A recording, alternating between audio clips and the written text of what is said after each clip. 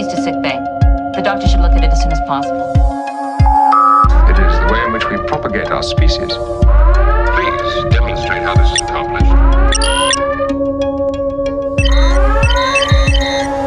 So, what's next? I don't know. Hello, welcome to Casual Trek. Would you like a jelly baby? My name is Marzui Lobato, a traveller in space and time, writer, podcaster, and a John Pertwee fan. Hi, I'm Charlie Etheridge Nunn. I'm a very casual Doctor Who fan and once dressed as Roger Delgado for a party. As you can tell from the unexpected role reversal we have taken for this episode, we're going into uncasual waters as we talk about my greatest obsession, Blake 7. No, not really. I will continue to pepper in my Blake 7 obsession throughout the regular show. Thank you very much. But today we're here to hopefully briefly talk about Doctor Who and the most recently aired episode, the final episode of Jodie Whittaker's tenure as the Doctor, The Power of the Doctor. Charlie, what is your history with Doctor Who? First of all, I'm terrified. This feels like it's going to be a very uncasual trek here. So my history with the Doctor was mostly catching a few minutes of a Sylvester McCoy episode when I got in from Scouts and while waiting for Red Dwarf. Wait, you're a... Yeah, I was a Scout. I was part of the 48th. That's a terrifying thought, because I can't imagine you as a child. So I'm just kind of imagining the man you are now with shiny slap head and all, dressed in a very tight Boy Scout outfit. Oh, We're from Brighton, of course. I can imagine this. of course. No, I had very long hair, and I did learn mob violence through Scouts. So, yeah, it was good fun. Wait, Mob Violence or Mob Rules, the Black Sabbath song? Mob violence. Okay. Yep. Anyway, that was it for years, and I never really bothered with Doctor Who because I'm a really terrible British nerd. I mostly watched the American TV shows like your Star Treks and your Buffys, and the American comics like your X-Men's. And then I tried watching Doctor Who. When the reboot first happened, with Christopher Eccleston, I was up a hill, wandering on the South Downs, and I got a text from my mum who has had weird sci-fi TV show radar, and she said to me, "There's the brand new Doctor Who on this evening. You should probably check it out." And I was like, "That's the last bit of battery on my mobile phone. If you see a skeleton in a loud high silk shirt and some like patterned shorts on the South Downs, it's because of it. It's because of Doctor Who." And I watched an episode. I survived the hill just in case anyone was in suspense about that. And got back and I watched the first episode and it was fine. It didn't do anything massive to impress, but it was all right. It had mannequin things, and I'm used to that because my dad collects them, so I could relate slightly to it. And then I missed a couple of episodes, and I saw one where farting aliens take over London, and I switched off, and I didn't watch it after that. And it was only when a friend of mine, Steve, was talking about Farscape and how... Is this Steve? No, different Steve. I know many Steves. So he was talking about Farscape and an episode where John Crichton had to get his hands in some alien vomit to get the DNA to press like controls on a ship. And every time I was saying, no, Farscape's good, actually, he'd go, vomit hands. And I realized he did that with the same level of immediate disgust and writing off of a TV show that I did by going, but farting aliens take over London. I was like, shit, I'm going to have to watch it, aren't I? And this was just as I think it was a December, and a few months' time, there was going to be a new Doctor. There was going to be Matt Smith, and there was going to be Karen Gillan, and these were both great reasons to watch a TV show. So I played through Assassin's Creed 2 and Assassin's Creed Brotherhood while watching every modern Who episode. And I came upon the realization that the high highs are so much better than how bad the low lows of Doctor Who are. And there are a lot of both of those. Because it just changes genre. Can I quickly interrupt? Oh, yeah. On the subject of farting aliens take over London, Uh-oh. we are in a year where Boris Johnson was kicked out of the Prime Minister role, so RTD ahead of his time, but yeah. Fantastic. So yeah, I was a latecomer to Who, and even though I've been a bit more sporadic in watching during the Jodie Whittaker era, I think her second series I didn't watch for ages because my partner Emma kind of gave up on watching it, so it stopped becoming a regular weekly sort of thing, and I just finished watching it in my own time, maybe a few weeks before Flux. And then I caught Flux, and I liked the premise and did not care for a lot of the payoff, sadly. Yeah, Flux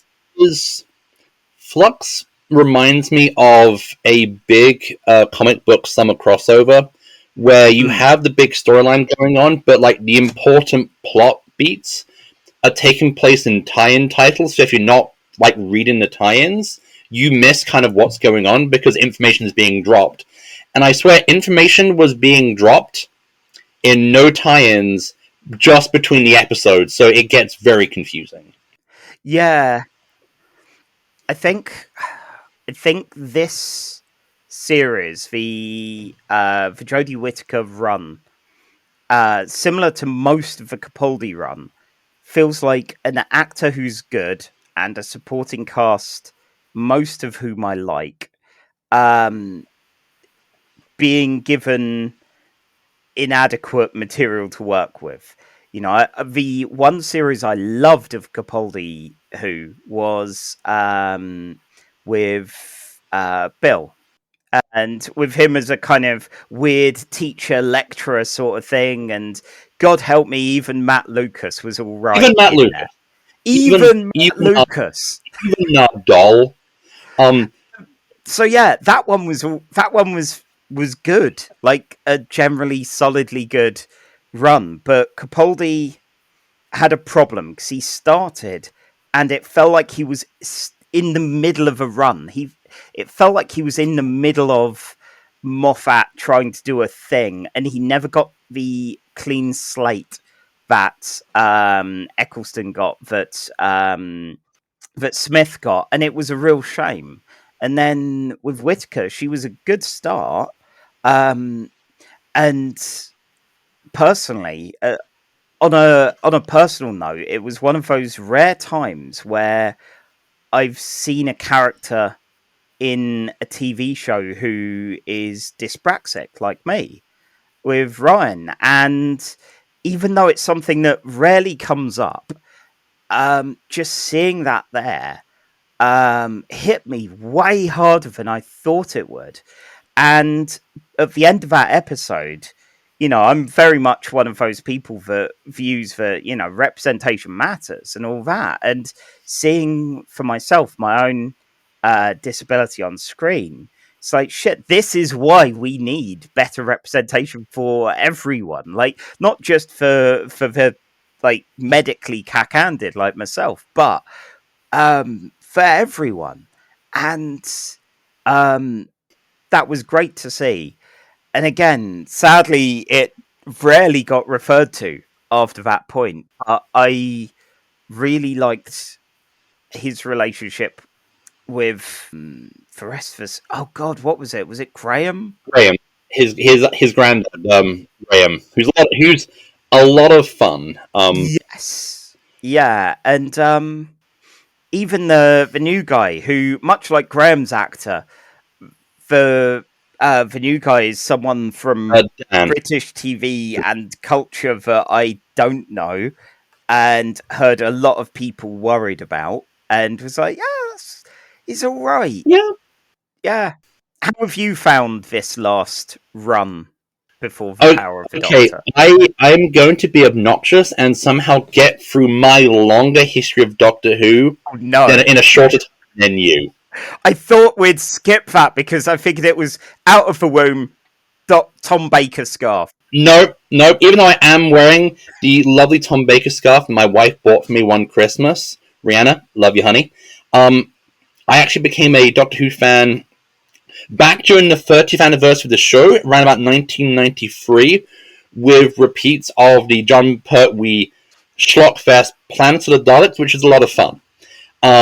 Sadly, I watched Doctor Who when it wasn't on TV, so watched videos, read the Target novelizations, read the Virgin New Adventures, which were a much older audience than I should be. Fun fact, in my old primary school, I stumbled across a copy of the New Adventure book Transit, where someone refers to having swallowed cum. Oh. I am not kidding. I am not kidding. What? I am not kidding. I know. The 90s were a time. Actually? Just oh, hello. I need some tea to wash the cum out. It was a lot more punky than that. So, yeah, I kind of drifted on and off for a bit. Then the new series came back, and then, I never left the fold. And loved the show, loved all the Doctors. The sad truth is about Doctor Who is, as you said, Capaldi and Whittaker are great actors, having to lift the quality of some very dire scripts. The honest hot take is that's been Doctor Who's a basic operating standard since 1963. I really enjoy Whittaker in the role. Yeah. I worry that she's going to come out like the Colin Baker of the modern era, in which not even the skills of Whittaker as an actor can survive the lows. She has a strong first season, but then the second season in Flux, really, the highs are still there, but they are few and far between amongst some very staggering lows. Yeah, so I've not yet seen Power of the Doctor. The fates conspired, and I just haven't been able to get round to it. We found an opportunity here, because I got many veiled messages from you, and I had one thing spoiled by someone posting a kind of a meme referencing a thing that I managed to put two and two together and go, oh no, he's not, has he? So I've got a vague inkling about some of the events that have gone on with this finale. I was hoping to be enlightened, to find out what on earth happened, and is it worth me rushing out immediately to watch it? Is it worth me just, I don't know, bothering at some point? Much like when I finally watched Attack of the Clones while doing some hoovering and some general tidying, just to get it over with before a work outing to Revenge of the Sith. Okay, capsule review. Mm-hmm. Yeah, it's fun. You should watch it. Okay. Non-capsule review. Yeah, it's fun. You should watch it. But for our listeners, I'm going to, I think the first time ever in this show, say that you will be spoilt, because we're actually talking about a bit of TV which actually aired within the last month.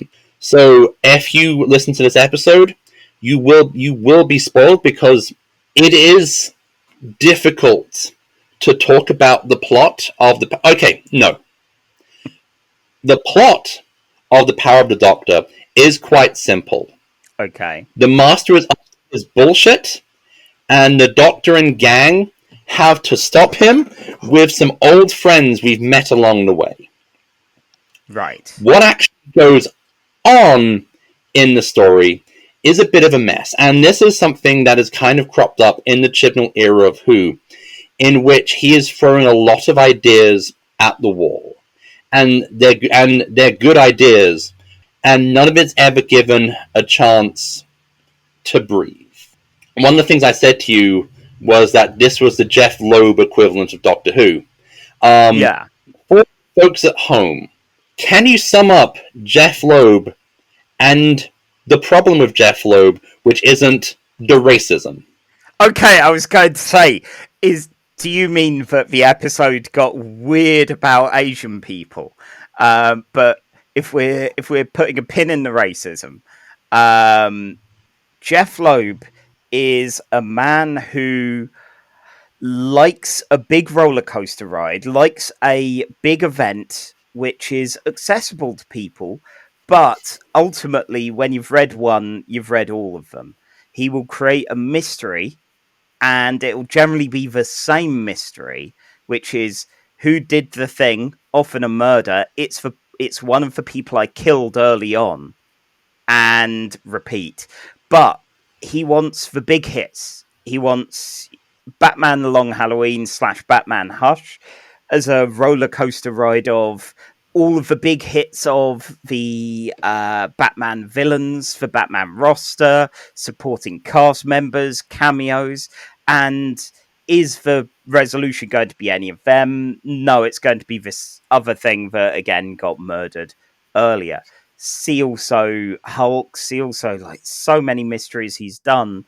And in listening to an interview with him on Word Balloon, where he was saying about, I think this was during Infinite Crisis, and there was still floating the death of Nightwing, and all the rumors got leaked about that. And he was like, shouldn't be a Nightwing comic. Shouldn't be a Robin comic. Why would you have comics like that? You need just the big hits. You need Batman, because he's the AAA big star, and you need to get every villain in, because that'll get everyone's eyes on it. You need to get... And it's when every single story is a big event that involves every villain and every supporting cast member and every big thing, they all kind of blur together. And you have a Nightwing, because there are stories you can have with him that you can't with Batman. And don't get me wrong, he got his wish. Like 50% of the DC line these days is Batman comics, but Nightwing has one thing that Bruce Wayne doesn't, and that's that ass. Yeah, his butt. Yeah, like I am all about Dick Grayson's ass. I mean, I think a lot of the DC roster is as well. Look, it's basically its own thing. I'm expecting a DC Crisis event about something horrible happening to Nightwing's butt, and the DC universe rallying together to save those pert cheeks. But honestly, what you've just summed up about Jeph Loeb is kind of, unfortunately, what happens in this story. You have the Master is up to his tricks. For some reason, this involves him disguising himself as Rasputin. The only reason I can see in the plot that he disguised himself as Rasputin is so when he gets the Doctor in his big trap, he can dance to Ra-Ra-Rasputin, which is one of the best parts of the show, because you've got a Dalek and a Cyberman watching as the Master is cutting up to disco music, complete with a disco ball in St. Petersburg, and there's a point where the Dalek and the Master and the Cybermen look at each other, and it's honestly comedy gold. Hang on, so this actually happens. This isn't Miles' fanfic moment. This is actually a thing that happens. This actually happens, and it's honestly brilliant. Like, that's the thing. But at the same time, you have a Cyberman plot involving a moon they cyber-converted, and also the Daleks are drilling into volcanoes in present-day Earth to destroy the Earth using volcanoes. Okay. These are three separate plots, which none ever really get a chance to breathe. At the same time, a Dalek contacts the Doctor in secret and says, I've been doing some thinking. The Daleks were originally built to preserve the colored race, and we have gone so far off our mission statement that we need to die as a species. Will you help me? And this is a brilliant idea. Yep. This is honestly a legitimately good... Yeah. But it lasts about 5 minutes. Oh. The Master's grand plan is to basically do a big switcheroo with the Doctor and take over the Doctor's body, and then become the Doctor and ruin the Doctor's reputation. Why the Master needs to steal the Doctor's body to begin with is never explained, and he could just dress up as the Doctor, claim to be the Doctor, and ruin the Doctor's good name. Yeah. The plan succeeds, and Sacha Darwin, a name I'm sure I'm slaughtering, is great as the Master. Oh, yeah. And he kind of steals the show, because when he becomes the Doctor, he dresses up in a hodgepodge of all of the Doctor's clothes, the scarf, the question mark jumper from Sylvester McCoy, the ceremonial vegetable from the Peter Davidson era, and at one point even pulls out Patrick Troughton's recorder and has a little tootle on it, and it's great. See, I would have said just dress him up like a wacky supply teacher. Make him have his own Doctor-like affectations as a mockery of the Doctor, because just dress in something slightly wacky, and you could parody Doctor-ness quite easily. When he steals the Doctor's body, he's dressed in the Jodie Whittaker outfit. Yeah. And so, the actor is clearly having the time of his life. As well he should. Yeah.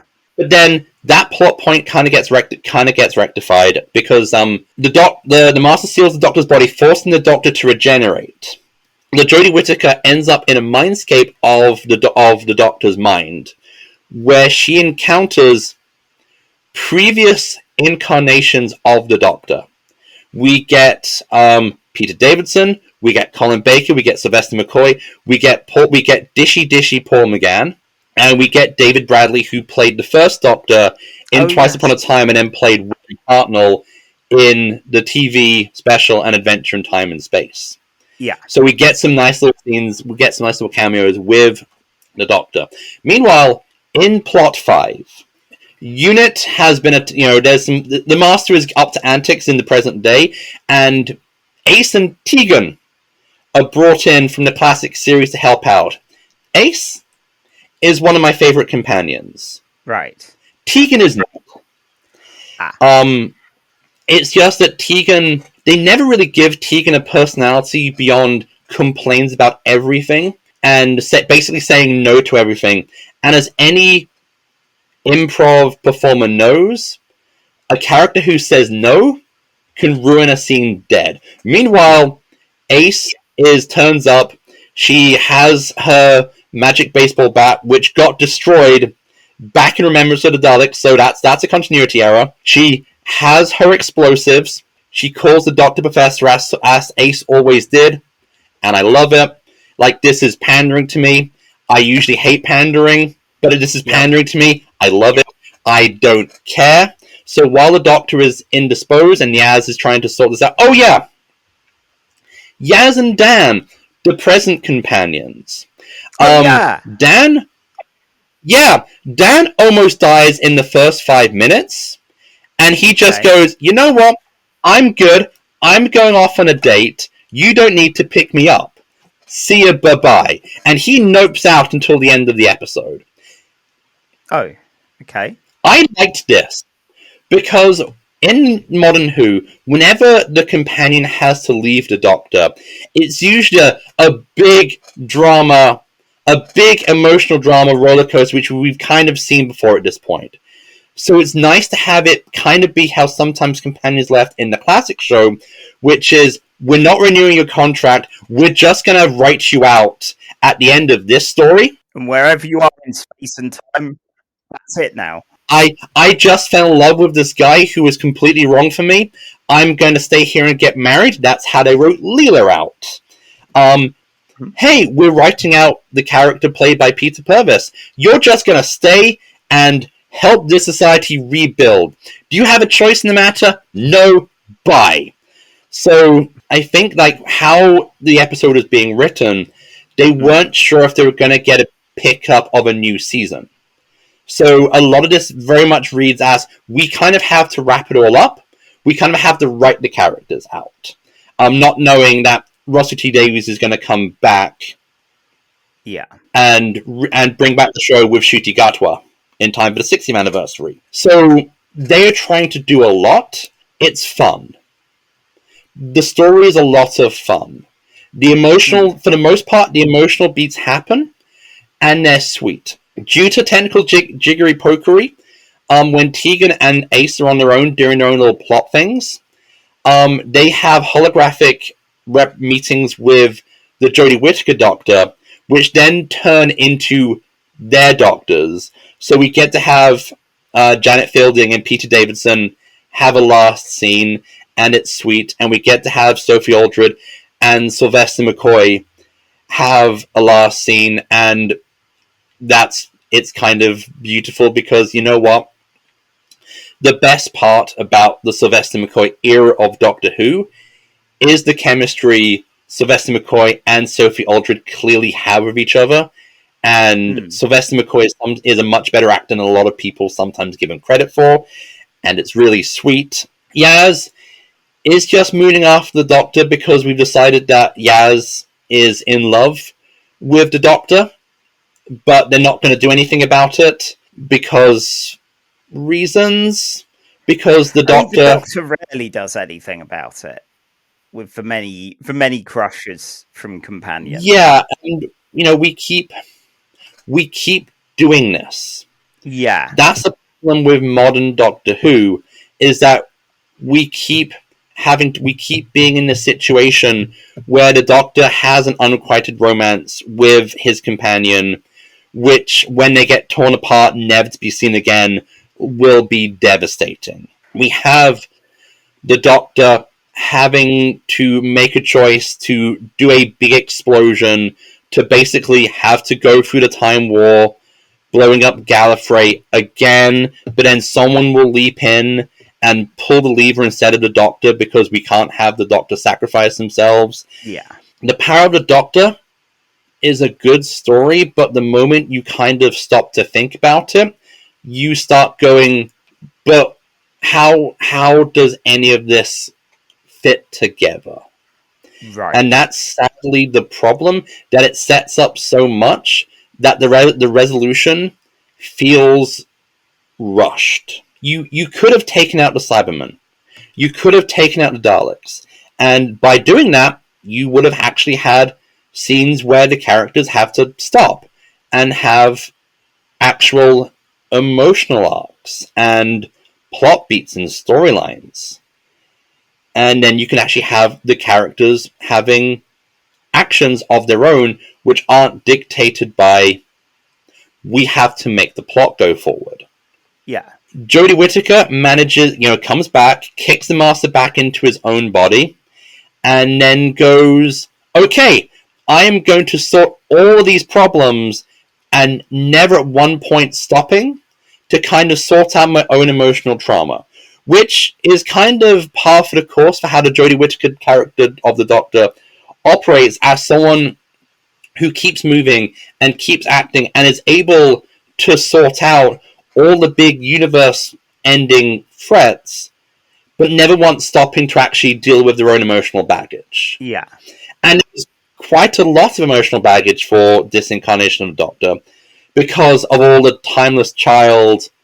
There are more regenerations of the Doctor than we ever knew.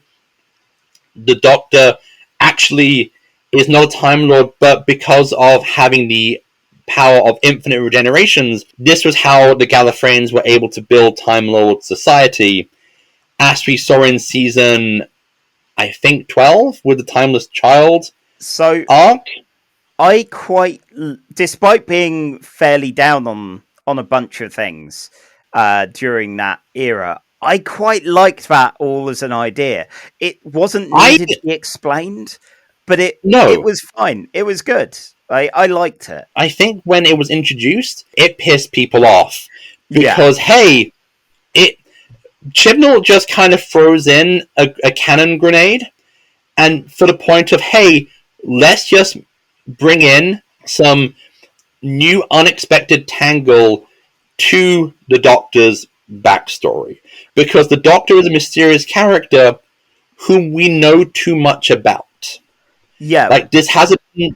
it helped fix a lot of the regenerative stuff as well as adding some mystery. But the thing is, the Doctor's canon has basically been something that that over the 60 years of Doctor Who has essentially been Superboy primed throughout its entire run. Like, originally, the ability to regenerate is a TARDIS function. That's how it's explained in The Power of the Daleks when William Hartnell becomes Patrick Troughton. Then, when it happens again, it's something the Time Lords do to him when he gets exiled to Earth. Then, from then on, it's implied to be something Time Lords can naturally do. And at that point, there is no set life limit. It's even implied in The Brain of Morbius that there have been faces of the Doctor before William Hartnell. yeah, And you have people complain that this doesn't make William Hartnell the first design. No. William Hartnell was the first actor to play Doctor Who. The numbering stuff is mostly for branding and for, just so we know which Doctor is in said book. This may be something that's been covered in either the bits that I've not seen or I've forgotten it from the ones that I have, because I've seen the first 2.5 Doctors and then Eccleston onwards. Do they ever refer in canon to the numbering? They really do not. No. They make in the stories, they make, like, at the best you have is in the Matt Smith episode, the Lodger with James Corden. He headbutts James Corden to give him an info dump, and he waves a hand in front of his face and goes 11, and that's kind of the closest we've had. Okay. There was some stuff in the books, in the novels, where the Sylvester McCoy incarnation of the Doctor refers to himself as Eighth Man Bound, because there's this Gallifrey game where you kind of mentally look ahead to see your future generations. And towards the end of those novels, when he goes off to become Paul McGann, he refers to himself as Eighth Man Bound. And so you have some references in expanded universe stuff, but there was never any kind of concrete, this is the number of the Doctor in the original show. Okay. There's a reference in the TV movie when he refers to being close to the end of his 7th life, but that's really it. I'm sure that I've missed something because there's been 60 years of this shit. I'm gonna forget stuff. Yeah. It just hit me for the first time there. Is the majority of this just a hell of our own making as fans, with a lot of that kind of nonsense?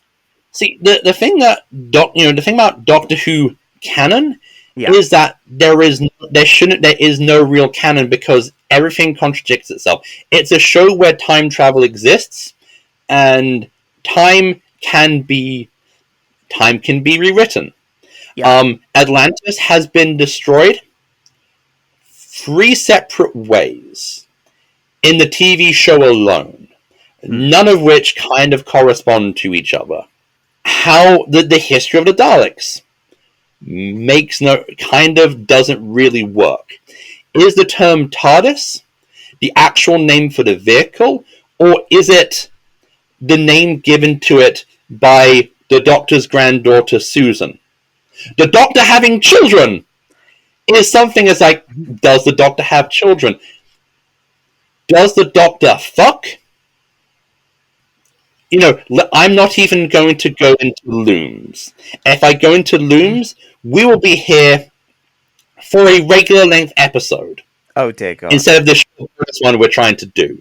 Looms, don't ask. So yeah, the Doctor saves the day. Let's get back to this.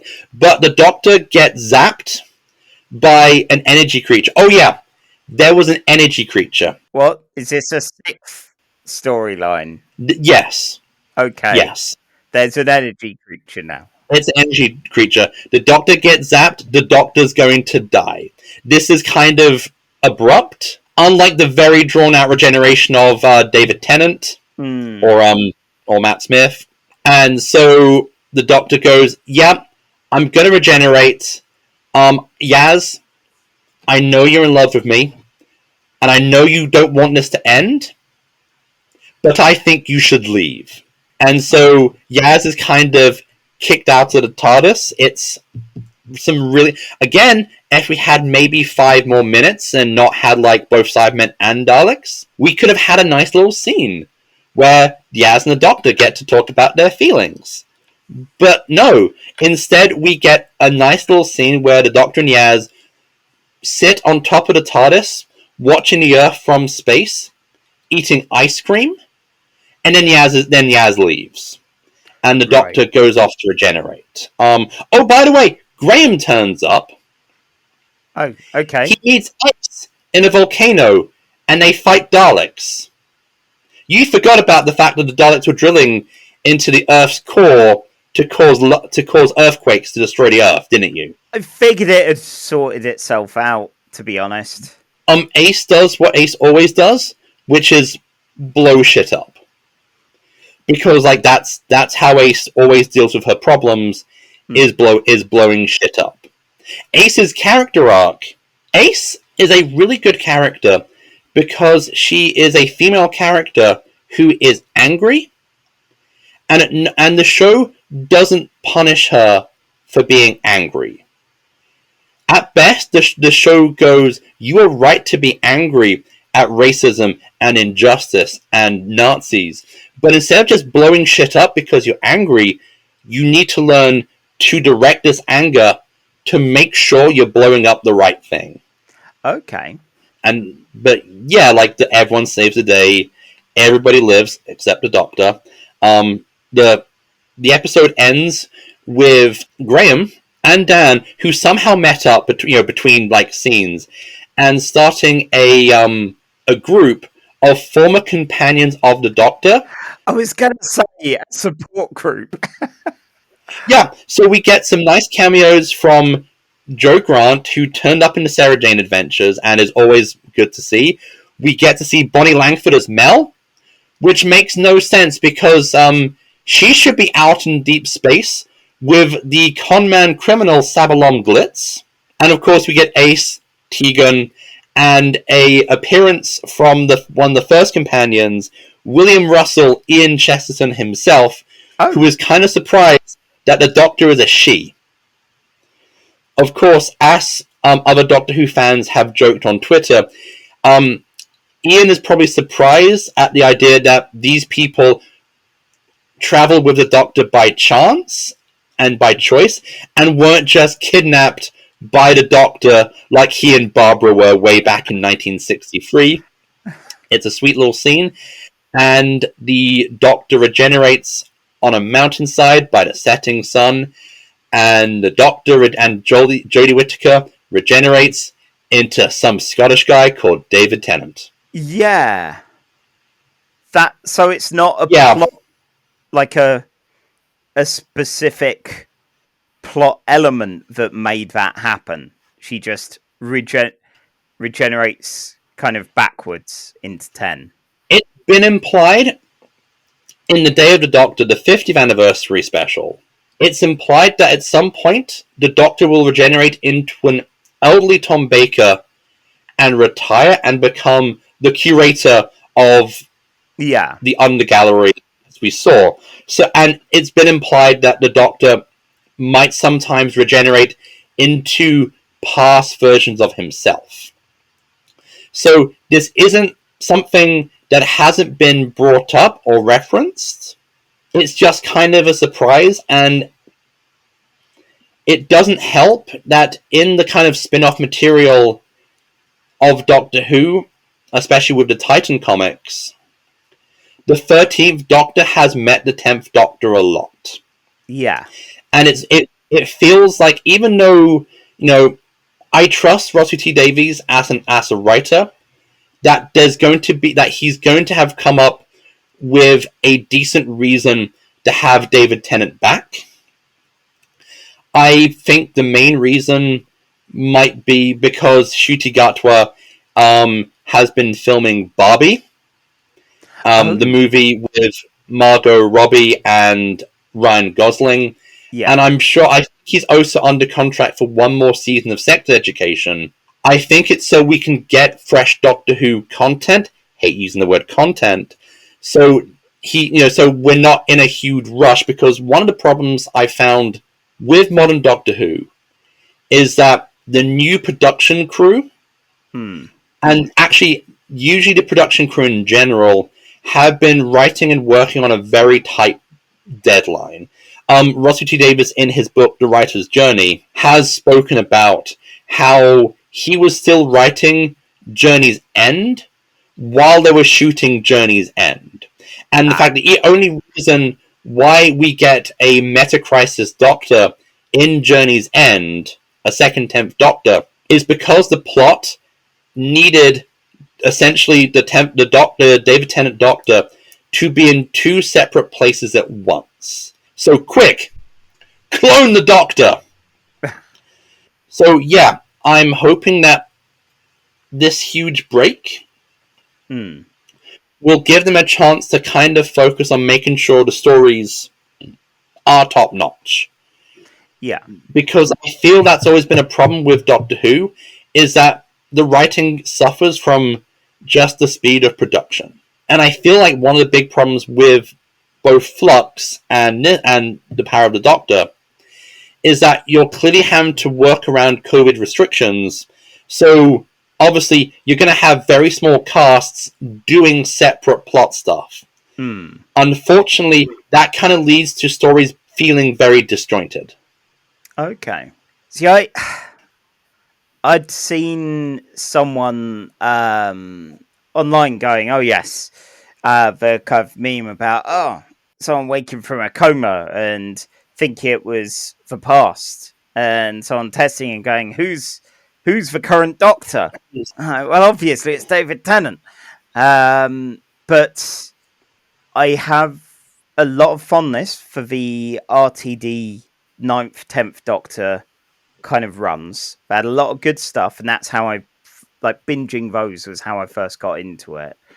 But like with so many things I've seen in comics, say like the return of Christopher Claremont to any X-Men kind of run or anything like that, is those diminishing returns and that want for pandering to nostalgia in a way that's not constructive, that gives us things like the X-Men Revolution era, or kind of the time that he was working through and with Alan Davis prior to the Morrison run.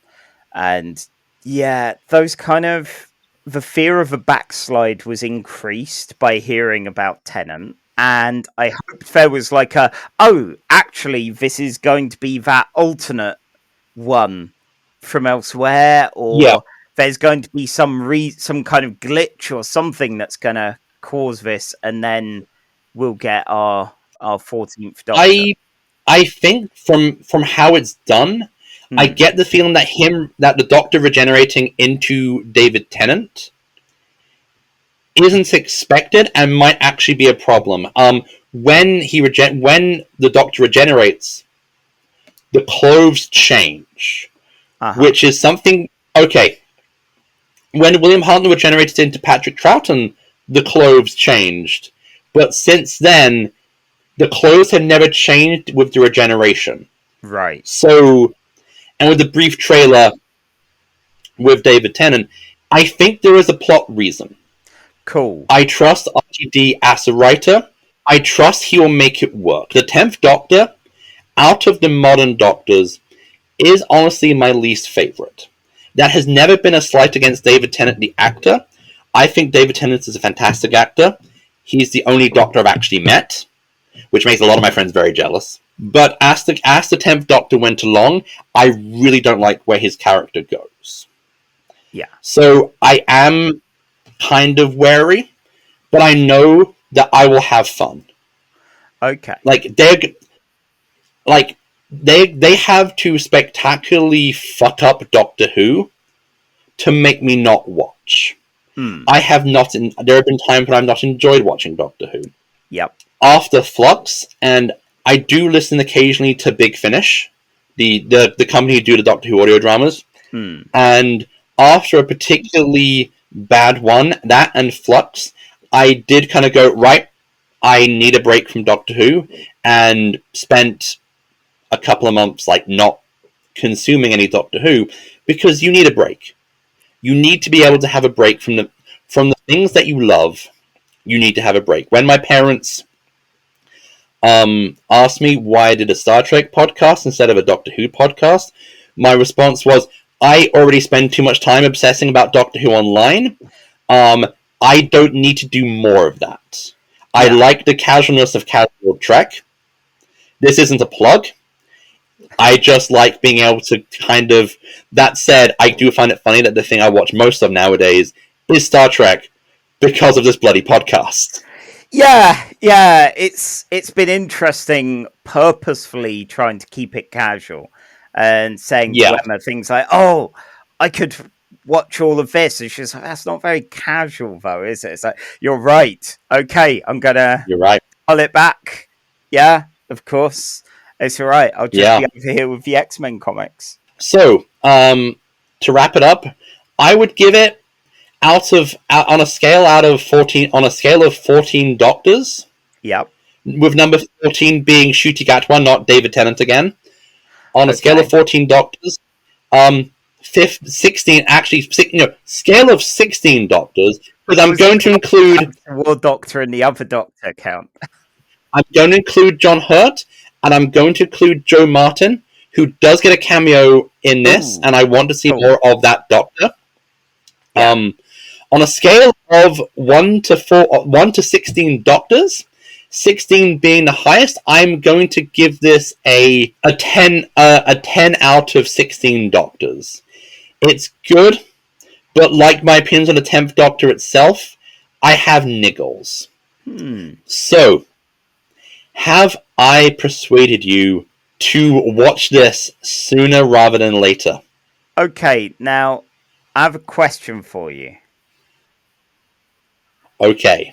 How long is this episode? It is actually 90. It's feature length, so it's 90 minutes or so. It's like a feature length episode. Okay. Yeah, I was scared too. Because this episode was to celebrate the centenary of the BBC. Yeah. To celebrate 100 years of glorious Auntie Beeb herself. Huh. Because, with this 6 plots and all of these kind of different things, it felt like this isn't going to be just an hour. This is... No. They're going to have to spend some time on it. Yeah. Yeah. It's that tricky thing, because just talking about it has got me more in the mood for a bit of Doctor Who. While I feel I will probably be disappointed by the amount of Jeph Loebness of all of the kind of throw it all at the wall, we have to have a Dalek plot because Dalek, we have to have a Cyberman plot because Cyberman, and then we've got all these other things. I admit, I'm mostly saw people like Ace in those 5 minutes before Red Dwarf. That I saw of Doctor Who, so I'm not going to get spiked through the heart with as much nostalgia as you with this, but I'm intrigued. Yeah, it's like there is a huge chunk of nostalgia bait and I enjoyed it, which is annoying for me because I am the guy who hates being. I Yeah. hate nerdy pandering. I you know I dislike the earnest clinification of science fiction and nerd culture these days as seen online. Hmm. That said, the pandering worked. Sue me. Okay, well, hopefully that means it's an effective episode, whether or not you are someone that has ties to all of that. So yeah, I'll definitely check it out. Probably soon, but we'll see. Hopefully, by the time this airs, I'll be able to report afterwards and go, "It was good," or "Eh, Eh, eh." Which I've had and plenty of episodes. So yeah, we'll see.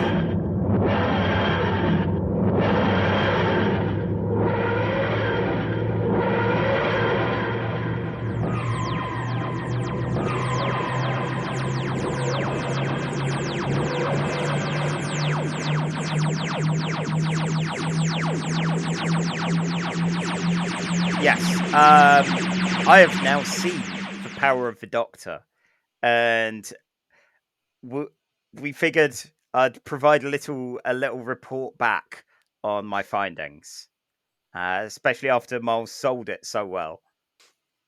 okay, so the power of the Doctor was the Yes, friends we made along the way.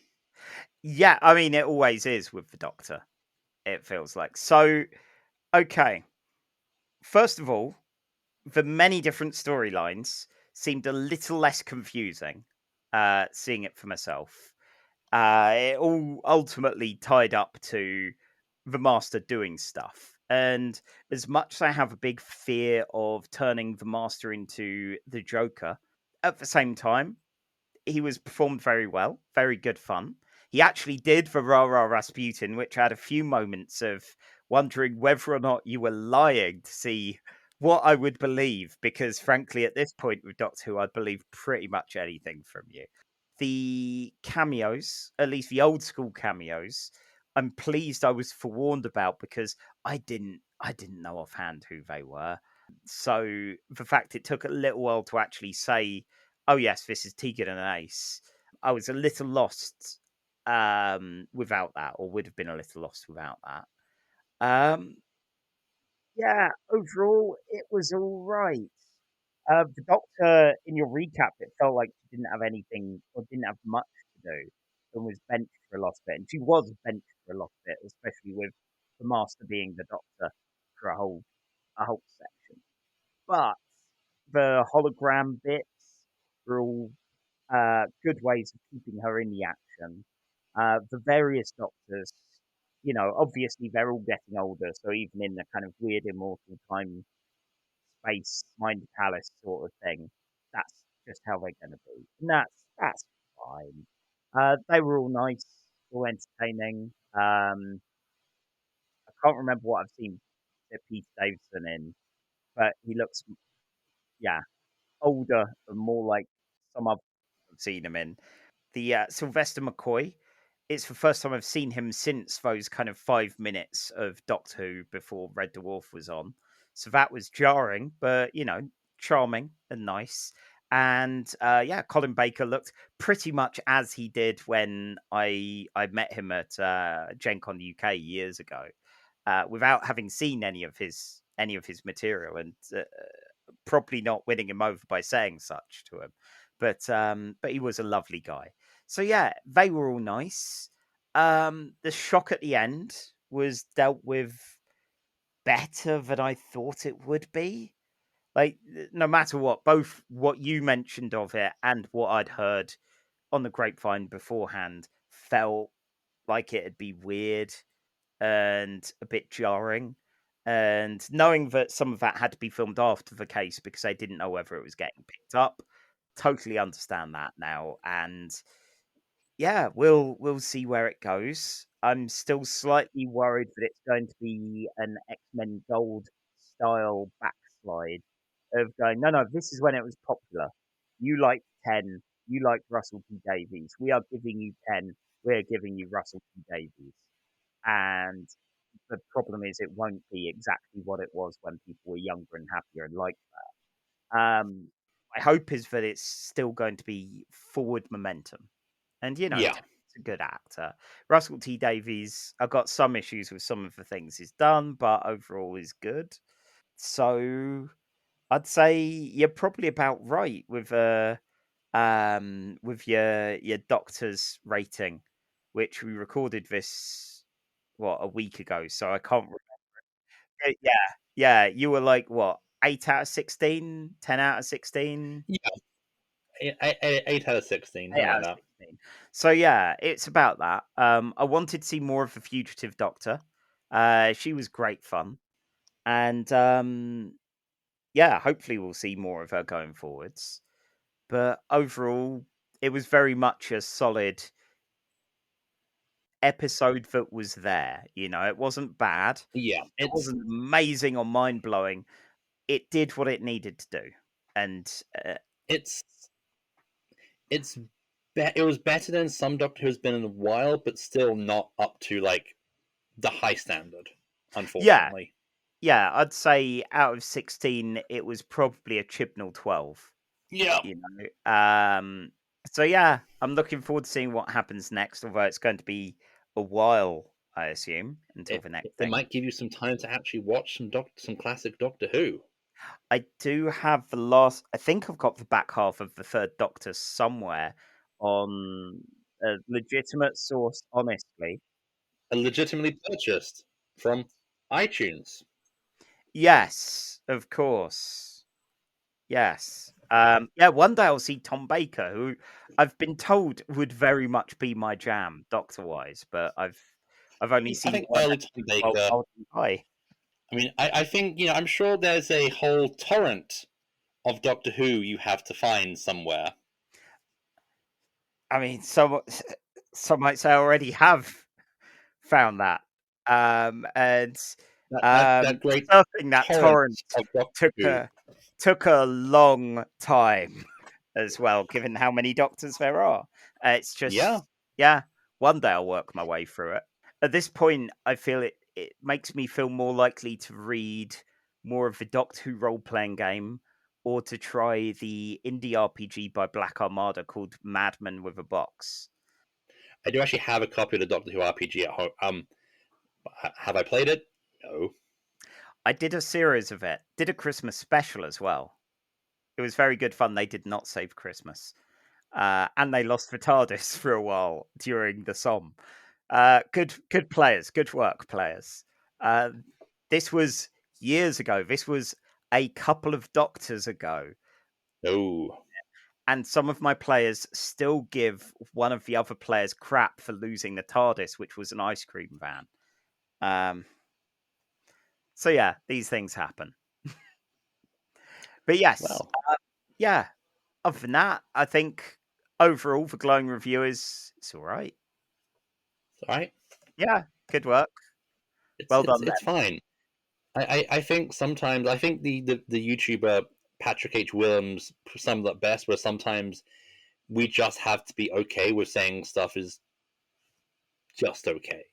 Yeah, and that's very much it. It's okay. There we go. It's okay. Yeah, you can go about your lives now. Yeah, and if you liked this, we'll probably do similar bonus things either when something big happens to the Marvel's Merry Mutants or to the Doctor. Or Blake 7. Oh God. Suck it. I'm not seeing it as a point now. And I'm going to make it my point to drop in as many Blake 7 references as possible. And this will keep going. One or both of us is dead.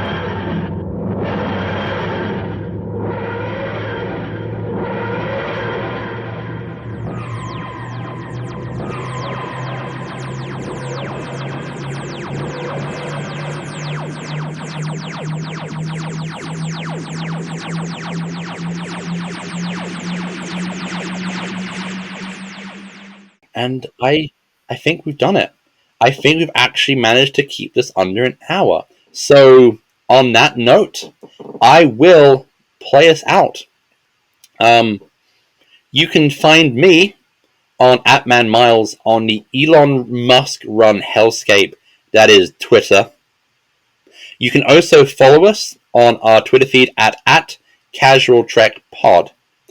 Charlie, apart from a hill somewhere on the South Downs, where can people find you? Well, you can find my withered remains at Charlie_EN on the Musk Hell site. Let's all keep it as hellish as possible for him. And other than that, skyshark.itch.io for my comic and RPG supplement. And I'm soon to be spamming most of my social media, not only with daily updates on my marathon read through of X-Men, which started in August 2020, but also with some preview. Go on. I have a quick question about it. How long ago did Heroes Return happen? Because there's been a bunch of annuals with crossovers with like the Fantastic Four and Doctor Doom.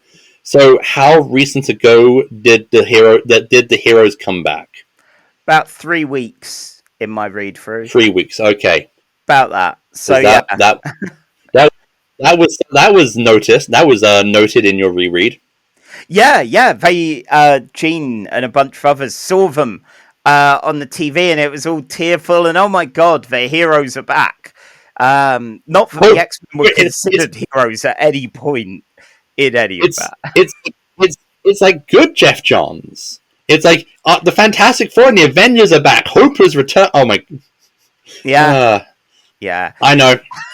I mentioned Geoff Johns. Hang on a second. I must experience beige. Thank you. I just thank myself. Yeah. I hope honor is satisfied. Yes, we're not getting to the point where we'll have to make you do a Doomsday Clock episode. Right, okay. On that note. 59 minutes counting. On that note, have a jelly baby. No, live long and prosper. This has all been Doctor Who, baby. Jelly babies all the way down. Jelly babies all the way down. Geronimo!